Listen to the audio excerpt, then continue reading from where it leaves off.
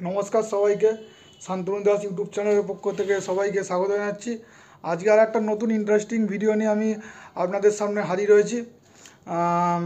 আপনারা জানেন ইতিমধ্যে আইসিসি তারা WTC 2025-এর যে ফাইনাল, সেই ফাইনাল তারা ডেডলাইন ঘোষণা করেছে। 11ই নভেম্বর সেই ফাইনাল অনুষ্ঠিত হবে। তা সেই ফাইনালে সেই ফাইনাল ম্যাচটি অনুষ্ঠিত হবে ইংল্যান্ডের লর্ডসে সেই ফাইনাল অনুষ্ঠিত হবে। এবং সেই ফাইনালে আজকে আমরা আলোচনা করব কোন কোন টিম সেই ফাইনালে যেতে পারে, সেইটার একটা পুরো ধারণা আমি আপনাদেরকে দেবো। তা প্রথমেই বলে রাখি যে সারা বছরে যে কটা টিম টেস্ট ম্যাচ খেলবে তার মধ্যে বেশিরভাগ টিমকে 3টি অ্যাওয়ে ম্যাচ এবং 3টি হোম ম্যাচ খেলতে হবে, মানে হোম সিজন। তা এটা আইসিসি প্রত্যেকটা দেশের টিমকে, প্রত্যেকটা দেশের বোর্ডকে আইসিসি বলে দিয়েছে যে আপনারা যেসব ম্যাচ খেলবেন অবশ্যই আপনাদের তিনটি সিরিজ হোম হবে এবং 3টি সিরিজ অ্যাওয়ে হবে। এই WTC ফাইনালে এটা হচ্ছে একটা সিস্টেম। তা সব দিক থেকে দেখতে গেলে বিচার করে ভারত এখন এই মুহূর্তে WTCর যে র্যাঙ্কিং, সেই র্যাঙ্কিংয়ে ভারত এখন 1 নম্বরে আছে। এবং ভারতের যে আসন্ন যে ম্যাচ, সেই ম্যাচ হচ্ছে 2টি ম্যাচ ভারত বাংলাদেশের সাথে খেলবে। একটি চেন্নাই হবে এবং একটি আপনার ইন্দোরে হবে। তা এই 2টি ম্যাচ ভারত তাদের নিজেদের দেশেতেই তারা খেলবে। এবং পরের যে ম্যাচটি হবে সেটা হচ্ছে নিউজিল্যান্ডের সাথে। নিউজিল্যান্ডের বিরুদ্ধে যে ম্যাচ ভারত যে 3টি টেস্ট ম্যাচ খেলবে এবং এই 3টি টেস্ট ম্যাচ ভারত তারা হোম গ্রাউন্ডেই খেলবে, তারা তাদের দেশের ঘরের মাটিতেই তারা খেলবে। এবং এর পরের যেসব ম্যাচ অনুষ্ঠিত হবে, এর পরে যেটা আছে সেটা হচ্ছে অস্ট্রেলিয়ার বিরুদ্ধে বর্ডার গাভাস্কার ট্রফি। এই বর্ডার গাভাস্কার ট্রফিটি অনুষ্ঠিত হবে অস্ট্রেলিয়াতে, সেখানে ভারত 5টা টেস্ট খেলবে। এবং ভারতের দিক থেকে দেখতে গেলে এই যে 3টি যে টেস্ট সিরিজ আছে, বাংলাদেশ এবং নিউজিল্যান্ড, তারপরে হচ্ছে অস্ট্রেলিয়া।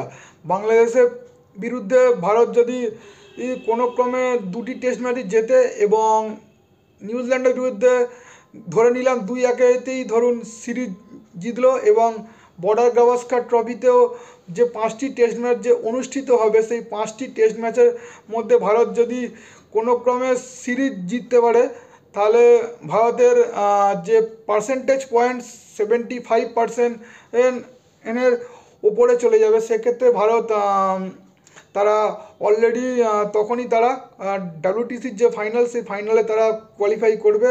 আমরা জানি ইতিমধ্যে ভারত অলরেডি 2বার WTC ফাইনালে কোয়ালিফাই করেছে, কিন্তু দুর্ভাগ্যবশত ভারত চ্যাম্পিয়ন হতে পারেনি। প্রথমবার চ্যাম্পিয়ন হয় নিউজিল্যান্ড এবং সেকেন্ডবার চ্যাম্পিয়ন হয় অস্ট্রেলিয়া। তা এই হলো ভারতের কথা। এবার অস্ট্রেলিয়ার যে আগামী যে সিরিজগুলো আছে, প্রথমে তারা ভারতের সাথে 5টি টেস্ট ম্যাচ খেলবে এবং তারা এরপরে সাউথ আফ্রিকার সাথে খেলবে এবং নিউজিল্যান্ডের সাথে খেলবে।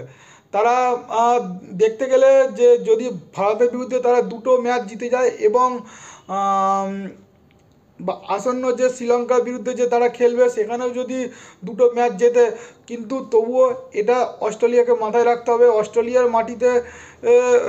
অস্ট্রেলিয়া কিন্তু শ্রীলঙ্কার মাটিতে যখন খেলতে যাবে, শ্রীলঙ্কার মাটিতে শ্রীলঙ্কাকে হারানো খুবই ডিফিকাল্ট। সেক্ষেত্রে অস্ট্রেলিয়া একটু যখন শ্রীলঙ্কা সফরে যাবে তখন একটু হলেও তারা অসুবিধা পড়তে পারে। সেক্ষেত্রে একটু হয়তো চান্সটা একটু এদিক ওদিক 50-50 হয়ে যেতে পারে। তবে আমার ব্যক্তিগত অভিজ্ঞতা থেকে আমি বলতে পারি অস্ট্রেলিয়া শ্রীলঙ্কা সফরেও জিতবে। এবং আমার যেটা মনে হয় যে অস্ট্রেলিয়াই প্রথম টিম হবে যে WTC ফাইনালের প্রথমেই যে কোয়ালিফাই করে যাবে। তা এই হচ্ছে অস্ট্রেলিয়া। এবং নিউজিল্যান্ডের দিক থেকে দেখতে গেলে নিউজিল্যান্ড ক্রমশ তারা যে ম্যাচগুলো খেলবে, কারণ তাদের পার্সেন্টেজের পয়েন্ট যে পার্সেন্টেজটা, সেই পার্সেন্টেজটা কম। তা নিউজিল্যান্ড আগামী দিনে যে ম্যাচগুলো খেলবে সেই ম্যাচগুলো খুব একটা বেশি ম্যাচ নেই। এবং সেক্ষেত্রে দেখতে গেলে তারা ভারতের বিরুদ্ধে খেলবে, কারণ ভারতের বিরুদ্ধে ভারতের মাটিতে এসে ভারতকে হারানো এটা একটা খুবই ডিফিকাল্ট ব্যাপার। সেক্ষেত্রে ভারতের মাটিতে ভারতকে হারানো তো ডিফিকাল্ট ব্যাপার তো বটেই। যদি ভারতে তারা হারে, তারা ভারতের কাছে হেরে গেলে তারা অলরেডি এই যে ডাব্লিউটিসি ফাইনালের যে রেসটা, সেই রেসটা থেকে তারা অলরেডি পিছিয়ে পড়বে। তা ভারতের সাথে খেলেই তারা ইংল্যান্ডের সাথে একটা টেস্ট ম্যাচ আছে, ইংল্যান্ডের সাথে 3টি যে টেস্ট ম্যাচ, সেই টেস্ট ম্যাচ তাদেরকে খেলতে হবে। এবং টেস্ট ম্যাচ খেলার পরে তারা যদি সেখানেও যদি খুব একটা ভালো ফল না করতে পারে, তারা হয়তো ডাব্লিউটিসি ফাইনাল রেস থেকে তারা ছিটকে যাবে।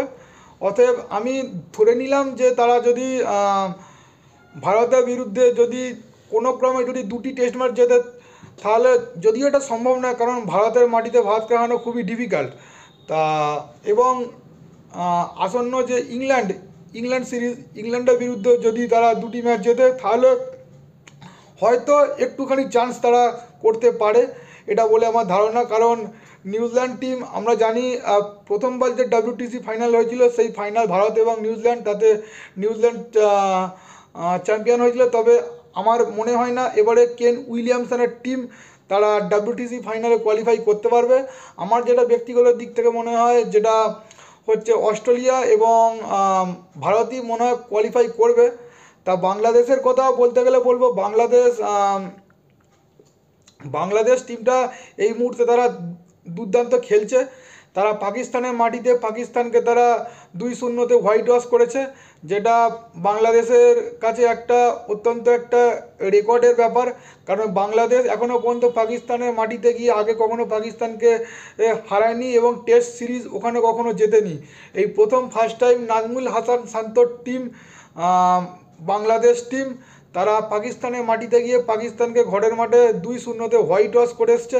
এটা একটা খুবই ভালো দিক। অতএব তাদের কনফিডেন্স লেভেলটা সবসময় এখন হাই আছে। তারা ভারতে যখন খেলতে আসবে, তারা একটা ভালো কনফিডেন্স লেভেল নিয়ে খেলতে আসবে। তবে আমার ব্যক্তিগত দিক থেকে মনে হয় বাংলাদেশ হয়তো ইন্ডিয়াকে হারিয়ে উঠতে পারবে না, ভারতকে হারিয়ে উঠতে পারবে না, কারণ আমাদের টিম অত্যন্ত শক্তিশালী। তা বাংলাদেশ যদিও এতে কোনো ক্রমে একটি ম্যাচ জিতে যায় এবং সাউথ আফ্রিকার বিরুদ্ধে যদি 2টি ম্যাচ জেতে এবং আসন্ন যে ইংল্যান্ড সিরিজ আছে, সেই ইংল্যান্ড সিরিজে তারা যদি 2টি ম্যাচ জেতে, তাদের একটা কোয়ালিফিকেশানে ডাব্লিউটিসি ফাইনালে একটা যাওয়ার তারা সম্ভাবনা তৈরি হয়েছে।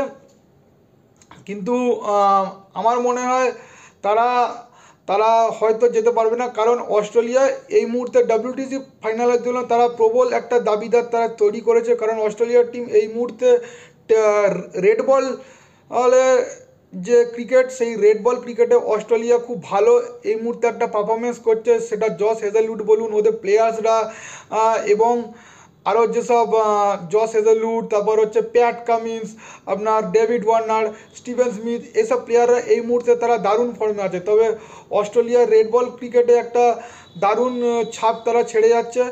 এবং আগের বার যে ডাব্লিউটিসি ফাইনাল হলো, সেই ডাব্লিউটিসি ফাইনাল ভারত এবং অস্ট্রেলিয়া মুখোমুখি হয়েছিল এবং অস্ট্রেলিয়া তাদের চ্যাম্পিয়ন হয়েছিল। অতএব সেই একটা কনফিডেন্স লেভেল থেকে অস্ট্রেলিয়া খেলছে এবং অস্ট্রেলিয়া যতটা সম্ভব আর হয়তো বেশি টেস্ট ম্যাচ হয়তো তাদেরকে খেলতে হবে না, কারণ তারা খুব শীঘ্রই ডাব্লিউটিসি ফাইনালে তারা চলে যাবে বলে আমার ধারণা। আর একটা কথা হচ্ছে যে